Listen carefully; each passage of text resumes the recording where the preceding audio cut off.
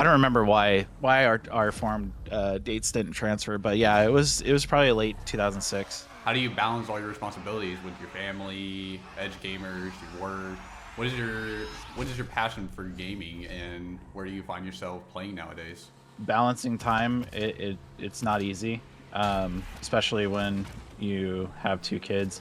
In current time, it's a lot easier because my kids are older, and I've trained them well. They're gamers as well, so it's easy to be able to play games with them and also be kind of like in the gaming world. It's obviously family first. That's always been a thing here when Edge Gamers is, obviously we always say IRL. I don't know why we say that, but in IRL, families first, and obviously your responsibilities come first before gaming. As far as like gaming goes in general, I mean, we use this as an escape, and it's a good escape to kind of like, just get everything off your mind and come game with a bunch of dudes that want to get things off their chest, or they just want to get together and game. And I say dudes, I really mean like everybody, not dude. It's just how I talk. So you get on here and game and just let go of whatever crap you got going on in the world.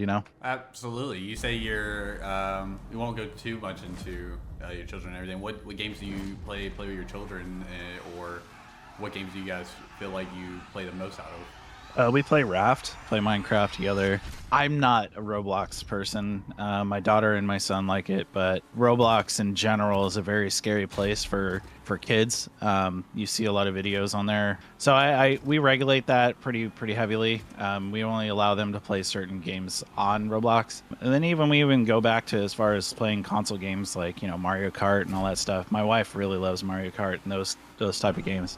The good old GameCube, the Wii days. Yep. Oh man. Yeah. My goal is to have every single console, and my wife thinks I'm crazy, but I like the nostalgia of, the old consoles like PS1, Xbox. I have those original, and I have a PS3. I don't have the GameCube. I was never really into GameCubes, but also like Sega. Hell yeah. Yeah, I think that's like one of the bigger like gamer collections to actually go for. Looking for like a PS2 or even an Yep. actual finding an actual intact GameCube that actually runs properly is huge nowadays.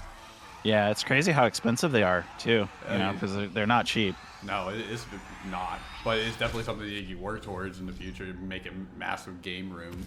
Oh, that's my goal. There's a guy on TikTok I follow that he has this really cool basement, which in California it sucks. We don't have basements. So I'm trying to figure out how I'm gonna plan out doing a game room, because I really want what he has. He's got his own theater. He's got like, I don't know, he's got old pinball machines. Like, it's really cool. So that's kind of what I wish I could have now, but something to look forward to. Absolutely. Well, while we're talking about the future and everything, how do you envision Edge Gamers' future looking like? What key areas do you plan to focus on that drive that vision? So that is a very, very hard question to answer in the current state of Edge Gamers. I'm not going to go straight into details about what's going on, but there's a lot of things that we as leadership need to focus on. And I'm going to refer back to the journey that I had. It was mingling with the leaders of the community. And I think a lot of us may have lost that focus. When I was starting out, I was like, dude, these guys, I want to know who they are. Like, what do they do? Like, I want to be friends with them, right? The main vision was I want to be at the top, right? I think we forget about that from a lower member standpoint, is that, these guys want to, there are people out there that want to be where we're at, right? And I think we forget about that.